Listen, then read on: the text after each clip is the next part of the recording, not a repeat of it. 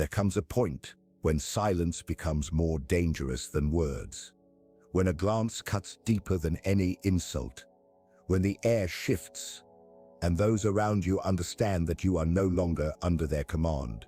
You become the storm they cannot contain. That is when fear begins. Not when you raise your voice, not when you beg, but when you no longer seek approval, when you stop explaining yourself, when you refuse to bend just to satisfy others. People don't fear kindness, they consume it. They don't fear generosity, they take advantage of it. But the instant you set a boundary, the moment you stand firm, they feel the cold in their bones. It is the quiet recognition that crossing you carries a cost. It's the pause before they speak your name, the hesitation in their eyes when they meet yours. Machiavelli wrote that it is safer to be feared than loved, because love fades, but fear endures.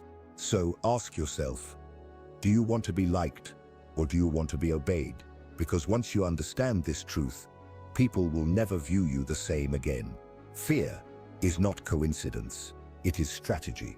The most powerful rulers, leaders, and manipulators in history understood that the human mind responds to fear more urgently than to love. Why? Because fear speaks the language of survival. Love is optional, a luxury that grows only when conditions allow. Fear is instinctual. It is built into the nervous system. The moment danger is sensed, the brain does not wait. It reacts. Pupils widen, breath shortens, muscles tense. Love whispers, fear shouts. This is why Machiavelli argued fear is safer than love. A ruler who depends on love risks the instability of human affection. Today's devotion can turn into tomorrow's resentment. But a ruler who builds on fear roots power in a deeper, older instinct. Feelings may shift, but biology does not. Fear compels obedience because it overrides thought itself. You see this everywhere. The teacher you admired may have inspired you, but the one you feared kept you silent, punctual, and disciplined. The boss you liked may have earned your respect, but the boss you feared controlled your behavior. Fear has immediacy. It does not wait. It does not bargain. It compels action. At its core, fear is about loss. The loss of freedom, safety, or even life. Machiavelli knew people could tolerate hardship, taxes, even corruption. But when security feels threatened, they hesitate, they comply, they submit. That is the pressure point every powerful figure seeks. What do they fear losing most? Control that, and you control them. History confirms this harsh reality. Roman emperors ruled not with affection, but with spectacle, public executions, and punishments that burned terror into memory. These displays were not only about the victim, they were about training the crowd. Stalin's purges worked the same way. People did not obey out of love. They obeyed because they feared disappearing like the neighbor taken at night. But here is the nuance. Fear does not need to be constant, nor loud. The most effective fear is intermittent.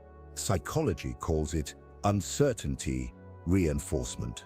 When people don't know if they will be punished, when they cannot tell if mercy will hold, they live in constant vigilance, and that vigilance becomes obedience without chains. Machiavelli warned that rulers must not overuse cruelty because it risks turning fear into hatred. The key is precision. Fear must be sharp, memorable, and unpredictable, enough to remind people who holds power, but not so much that it unites them in rebellion. Modern leaders still apply this principle, even if dressed in business suits rather than crowns. The CEO who rewards innovation one week and cuts staff the next teaches employees a clear truth. Loyalty is not optional, and survival is never guaranteed.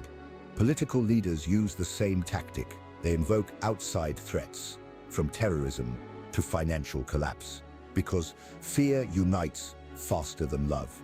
People debate who deserves affection, but they rally quickly under fear.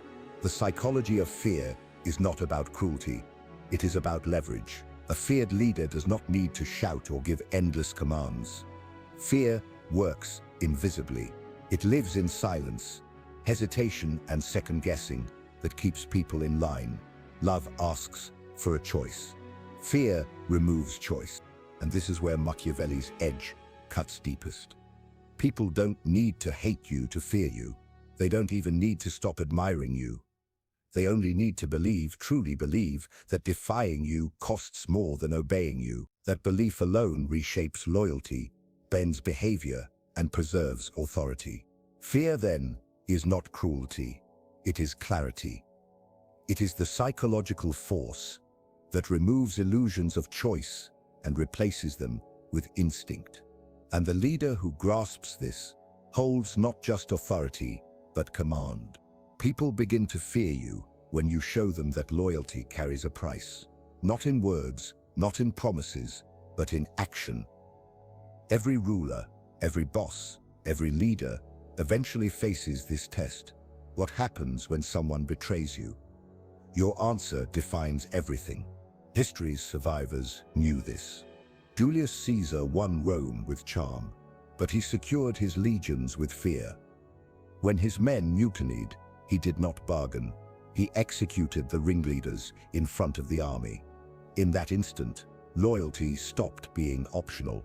It became survival. His soldiers may have loved him, but they obeyed because they knew the cost of defiance. Caesar Borgia, Machiavelli's infamous example, acted the same. When a general plotted against him, Borgia did not whisper threats. He dragged him into the square and left his body as a warning. After that, no one questioned his authority. People didn't just admire him, they calculated the price of resistance and chose obedience. This pattern echoes across centuries. Stalin's purges turned the Soviet Union into a nation of whispers and suspicion. No one trusted anyone, because everyone understood the rule. The moment you seemed disloyal, you vanished. Stalin did not need to beg for loyalty. Fear manufactured it on its own.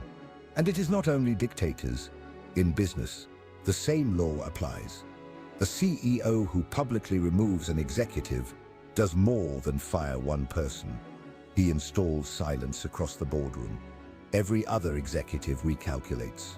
Conversations tighten. Interruptions vanish. Resistance fades. Fear has entered the room. That is why Machiavelli's insight remains sharp. People don't fear you when you say betrayal will be punished. They fear you when you prove it. Words may inspire love. Consequences create fear. But there is another layer, unpredictability. Fear grows stronger when people cannot measure your mercy.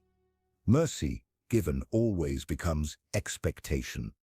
Mercy given rarely becomes strategy. The uncertainty enforces caution. They think twice before speaking, 3 times before acting, because they cannot be sure if today you will forgive or today you will strike. That hesitation becomes your most powerful weapon. This is why love, for all its warmth, will always remain fragile. Love can bring people to your side in moments of joy, but it will not stop them from drifting away when someone offers them more. Fear, once established, does not drift. It does not fade with moods or circumstances. It settles in the gut, in the imagination, in the hesitation before action. And here is the crucial point. People begin to fear you when they believe you control their security. In Rome, it meant life and death. Under Stalin, it meant survival itself. In business, it means careers and reputations. Strip away the layers, and power always reduces to one thing. Who holds the lever that can remove what others value most? Whoever holds that lever is the one people fear. The signs are clear. The day people stop speaking openly in your presence, the line has been crossed. The day conversations end, when you enter the room, the line has been crossed. The day people rehearse their words before answering you, the line has been crossed. That silence is not respect. That pause is not admiration. that hesitation is fear. And here is the final edge. People will still smile. They will still applaud. They will still claim to admire you. But behind the smile is calculation. Behind the applause is caution. Behind the admiration is fear of what happens if it disappears. That is the moment you are no longer just loved. You are feared. Machiavelli's insight was not only that this is true, but why it endures. Love creates bonds, but bonds break under stress. Fear creates chains, and chains hold until they are broken by force. As long as people believe breaking away costs more than staying, they remain. That is the harsh reality. People don't fear you for charm, wealth, or status. They fear you the moment you prove you are willing to take away their safety, their stability, or their future. That is when hesitation starts. That is when silence spreads. That is when obedience locks in place. That is when fear begins. People fear you when you show control over the present, not just the past. Today, kings don't wear crowns, and generals don't always lead armies. Power sits in different places now: boardrooms, press conferences, digital platforms. But the principle remains. The moment you prove you can take away someone's career, their reputation, their platform, or their voice, that is when fear enters the room. Consider politics. Voters may admire charisma, but leaders are obeyed when people fear what happens if they lose. Fear of chaos, fear of enemies, fear of collapse. These are the levers of power. Elections are not won on affection. They are won on fear of what is at stake. That is why campaigns highlight disaster more often than hope. People fear you when you prove you can bring their worst fears to life or stop them from happening. In corporations, the pattern is the same. Employees may like a friendly manager, but they obey the one who can end their livelihood with a signature. When Jeff Bezos entered a room, people straightened, not from affection, but from fear. Fear of missing goals. Fear of being cut. Fear of becoming irrelevant. Jobs, Musk, Bezos, all inspired. Yes, but what drove results was the unspoken truth. Failure meant exile. Fear also shapes media and culture. Cancel culture, public shaming, reputation wars. These tools are sharper than weapons.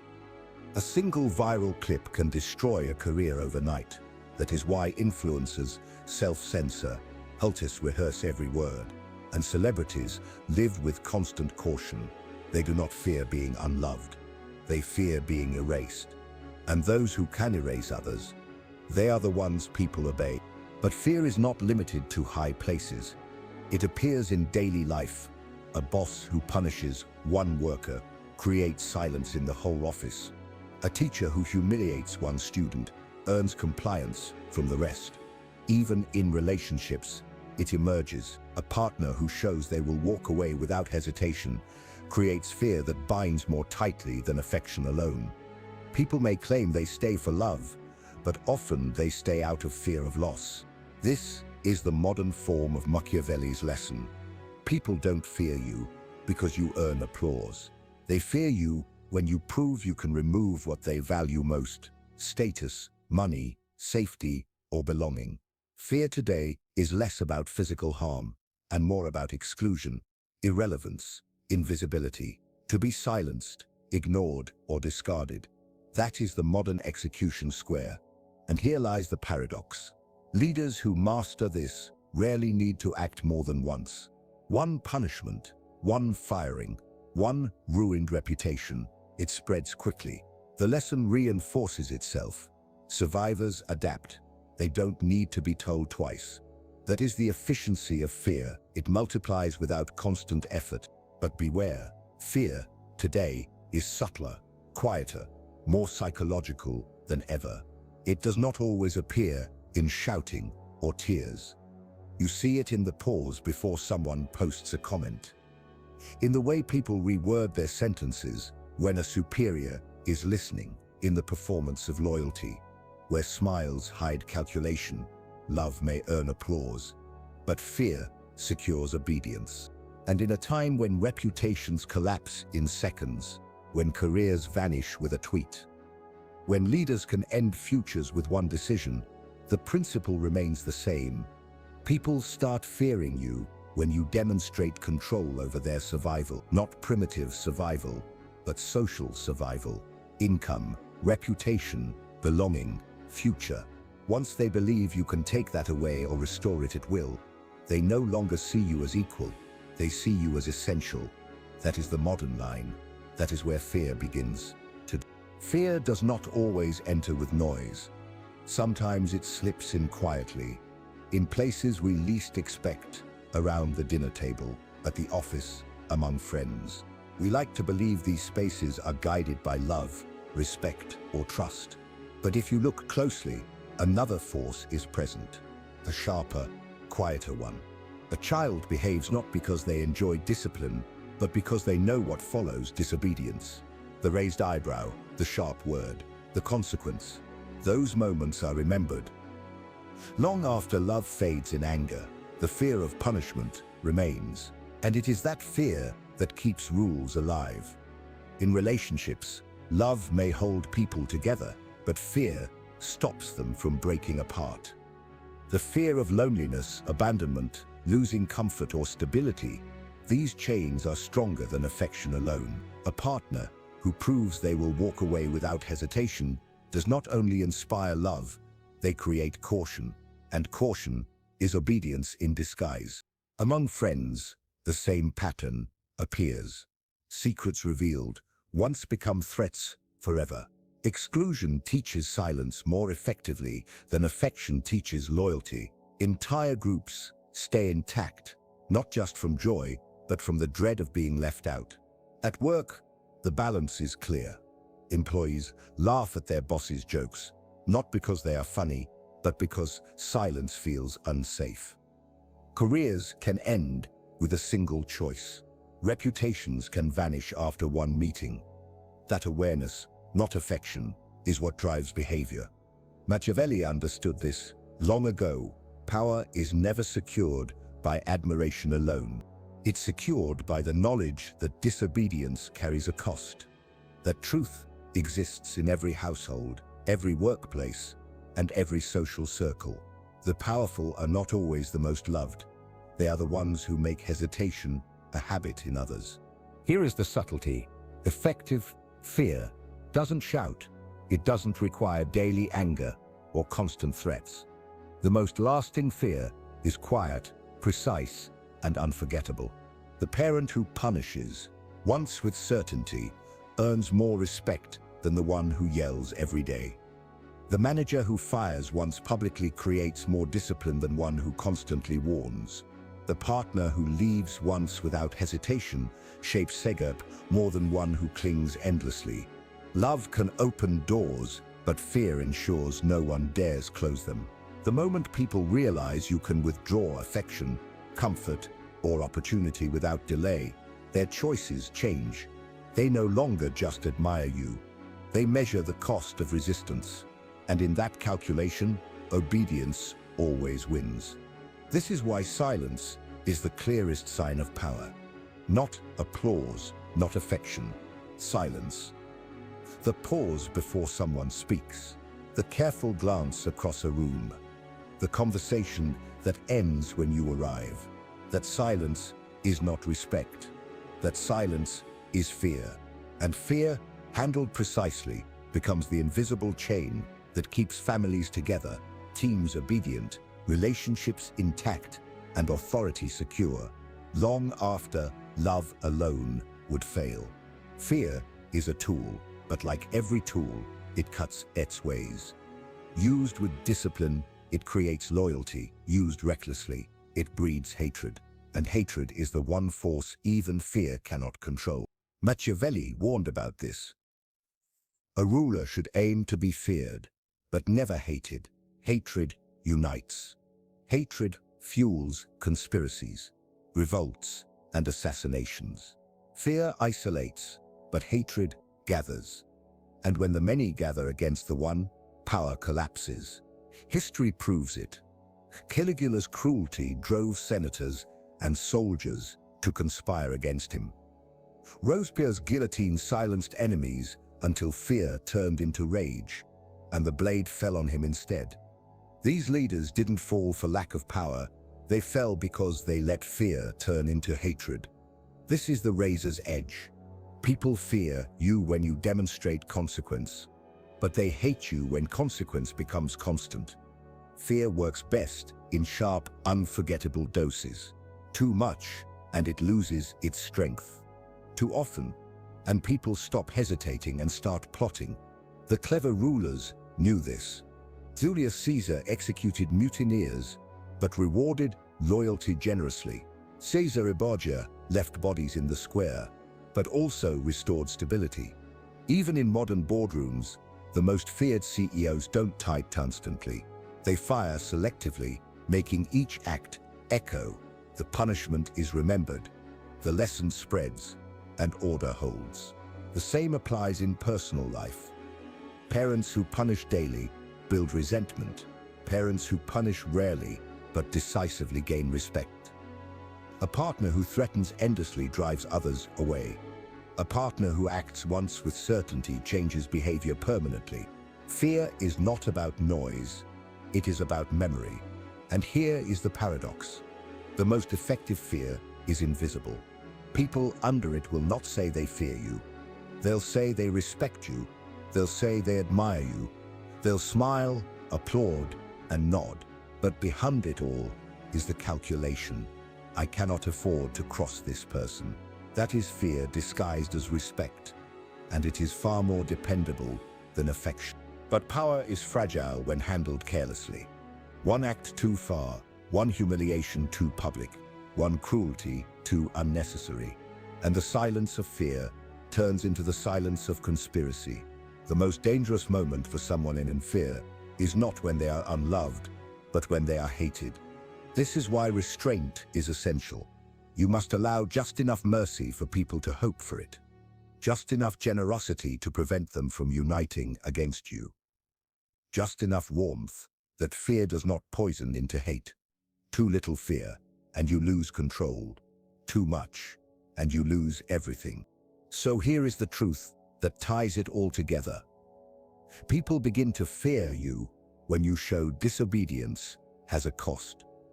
They continue fearing you when that cost is sharp, precise, and unforgettable. But they stop fearing and start hating when that cost becomes constant, excessive, or cruel without reason. The difference between feared rulers who endured and those who fell is not power, but precision.